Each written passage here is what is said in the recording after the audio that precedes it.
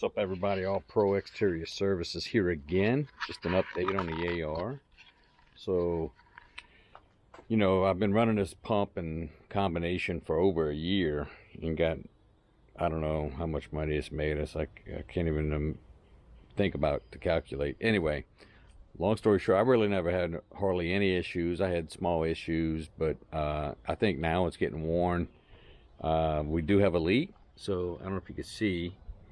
In the four corners of this center piece, there's water. Well, when I run it, there's a leak that it just comes out. You can see we're starting to get some residual bleach drying up here on the. Anyway, long story short, I ordered a new pump and gearbox from EnviroSpec. It should be coming in tomorrow. It's a rainy day here, so it's off and on. So we just took the day off. And I decided to try to mess with this. So I, of course, unbolted my mounts, which are somewhere over here. They are. My mounts I made go here. Unbolted that. Unbolted the four, so the pump is loose. I didn't take off the hoses yet or anything. And having an issue getting this separated from here because water seeps in there on the shaft. I thought originally when I built this, like I did the big pressure washer, I thought I put some RTV, some high temp RTV all over the shaft and inside the housing to prevent any water going in. I must not have done that here, so we're gonna have a challenge getting this beast off. And I want to send a shout out to House Washing, forget the guy's name. He recently just going through the same thing, and he had to beat his off. Took him, seems like a couple hours, I think he said in his video. So I may end up doing the same thing. He may have saved me an hour or two of beating. So I may disassemble the pump after I drain it, and then remove this and then deal with this separately. Maybe a little bit easier to do. So I don't know.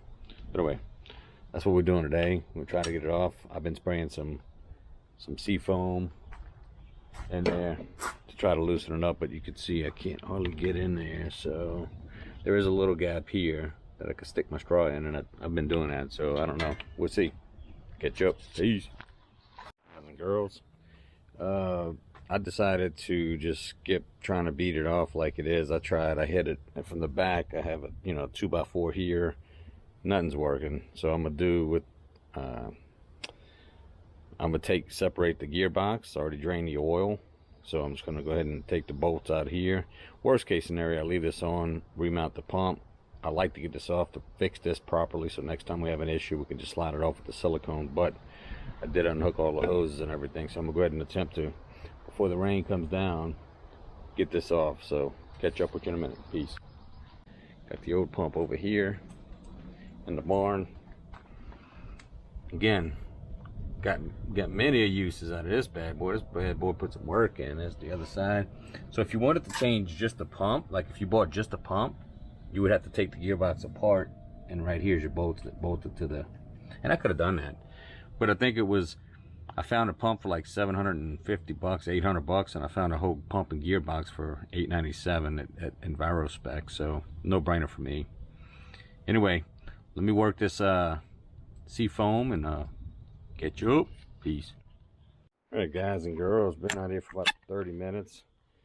I noticed something. So on this shaft behind that bearing was this a snap ring. So I took that off and I got the pump to move. Now I don't know if it's coming off the shaft part, but maybe that main piece, so I can have something easy to work with. So it's coming off.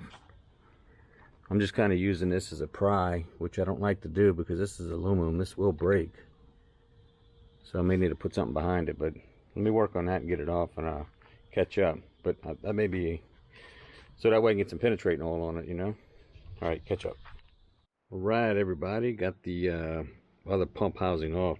Again, it had a snap ring. I just pulled it off with the bearing and the seal, and there was another snap ring right here. Took that off. So now I got just the shaft on here. So I need to figure out how to remove this. And the first thing that comes to mind, if you're familiar with old school cars, even new school, I guess, with the ball joint fork, where it kind of goes in here and you just hammer it down, and it's like a wedge, and as you hammer it, it thickens out and maybe pop it off. I don't have that, so I would have to go get that from somewhere. And I have been spraying it with the sea foam deep creep which is supposed to be really good, and I've used it. It's been really good to me. Just dropped the straw. So anyway, I may just keep soaking it down for the night, let it sit, and then see tomorrow if it comes off. I mean, you can go to like AutoZone or rent one of these tools, so I may do that as well, because I don't need one. I mean, who knows, I may need one now if I'm gonna tell you what, this ought to be part of a at least monthly or maybe at least quarterly, depending on how much you use it, but could be monthly. You know, remove it, re-grease it, put it back. You know what I'm saying? Just make it a habit to do it. I don't think you're gonna eliminate it. It's just not gonna happen. Look at what you do. And I think I did use silicone. There is some residual of some red stuff in here, so see? I don't know if you can see in there. Try to get you a better pic. You probably can't see it, but anyway, there's some residual of red stuff, so I'm thinking I did use silicone, which is strange. It usually pops off with silicone, but not the case. If that's the case, we'll find out. I mean, worst case, you get a torch to it, heat it up, and beat it off. I don't want to be beat on this shaft, because this is the crankshaft of the engine. You could, you know, move some internal parts around and it not run right. I'm not trying to do that. I'm just trying to yank this off. So I'll be back in touch soon. Peace. Hi guys and girls. I ended up ordering a tool from Amazon, which worked okay. I guess we got to contribute it to this tool, but it did open up. The forks opened up, and I had to keep hammering them closed, wedging it like this in between the shaft. What ultimately did it was the now let's see, this is hot, so I put some of the heater on it. Once I heated it up really good, then I stuck this in there again, and it just popped. And you can see I have silicone on there, but it looks like the silicone, I'm gonna coat the whole shaft next time. So I'm gonna go ahead and clean this up. Got this piece out, let it cool down, finally. And then we got our engine. Got a new pump from, who's that from? EnviroSpec. So anyway, let me get the cleaner so we can mount this pump. Catch up. Peace. Alright guys and girls, got the shaft all cleaned up. Used a wire brush on the drill. Did some emery cloth. Got it. It's already brake cleaned. In fact, here's my key here. That's brake cleaned. So I'll put a glove on. Let's see. Clean that key shaft out. And again, it looks like I had silicone on the end, not all the way. And that was my problem. It was here and here, so it must have came in between the silicone. So when you do this, you gotta let it dry for 24 hours at least. Let the silicone sit. So we've been kind of. So anyway, I did that, and I also cleaned the inside of this with silicone. I mean, brake clean. I used that Napa 4800. That Max or whatever they call it, Napa. My buddy owns a Napa, and then we're gonna apply some of this red high temp RTV, and I'm gonna put it all over the shaft and inside of this thing. We'll get it mounted. Once we get it mounted, we'll let it sit overnight. I'll plumb it up, of course, get it all that done. There's one other thing I do on these pumps, on the drain. It's on the other side. Anyway, it's on the other side. It's a drain. I always take it out, put the Blue True on it, True Blue or whatever, and that's just something I do because I did notice a leak on one of them. We did. So anyway, we're gonna get this mounted real quick. Catch up. Peace. Guys and girls, this is the plug I was talking about, that drain plug right here. I always take it out. It's just something I do because it will leak a little bit. So you just put your little this on there, seal it up.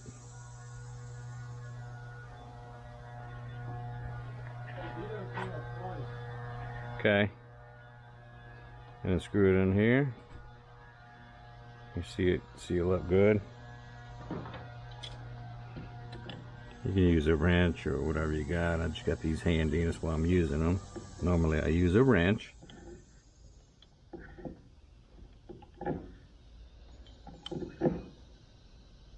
There you go. So that'll be good and settled. By the time we get in, I use the same fittings here and here, and you know, all the feed. the bypass and the suction, I use the same fittings, and I always put marine grease on my O-rings, which is done here. Show you guys that Bel Ray waterproof grease. Thank me later, thank me later. Was when I heated that up, that shaft, and then I beat on it, and then it just started popping. So any recommendations is put some heat on it right away. Don't even mess with it. And I tore mine down all the way to just the shaft. I took this whole pump apart, you know, and so we went back with all silicone. Everything's tightened up. It's good to go. It's got oil on it. Let's check that real quick. It came with oil, which is surprising in UPS. So let's check this out. Oh yeah, we got oil, so we're golden. Put the vent cap. It don't come with a vent cap. It comes with a plug, so you don't lose oil there. Okay. So we got it apart all together. We're back in business. We're ready to run. We're gonna let it dry overnight and get back to spraying tomorrow. And we silicone the whole shaft this time, so hopefully we ain't got that issue. If anything, as much of a pain in the butt it is, this would be a quarterly maintenance thing if you didn't use silicone. Pop it off, put more grease on it, clean it up. Just, it's a pain, but yeah, it's part of the problem, unless you're just going to replace the whole thing. So, anyway, it's a wrap. Pumps on. Done. Like, sub, call, comment. Peace. Hey everybody, it's been a day. So it's been sitting up. Should be all dried. It's going to be the first crank on the beast. So open my gun up, keep it in the open position. Tony, hold that. And then I'm gonna just crank this bad boy up. Low vol. Let's see, half choke or something. There you go. There you go.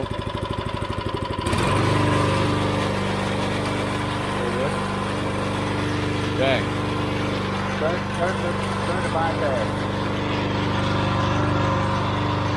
Bypass. Oh yeah.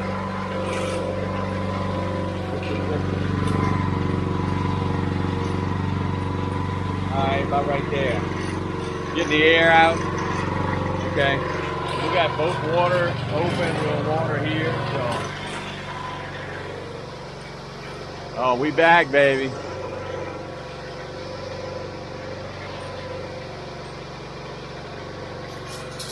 Yeah, you can hear the air in it. Hear it?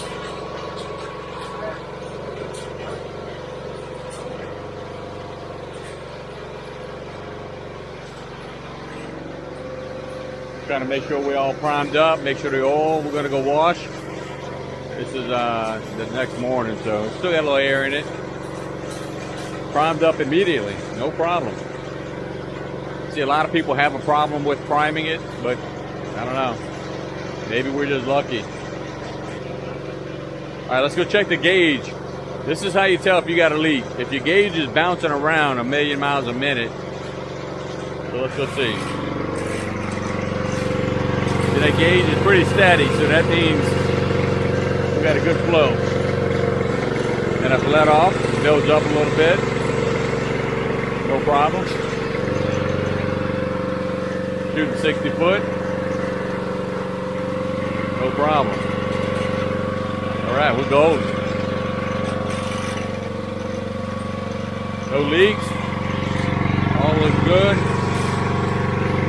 In business, baby. All right, we're gonna shut it down. Shut it down for me. Shut it down. Gun open. All right. And then we just leave the gun open and we turn it on bypass. And that's how we do it.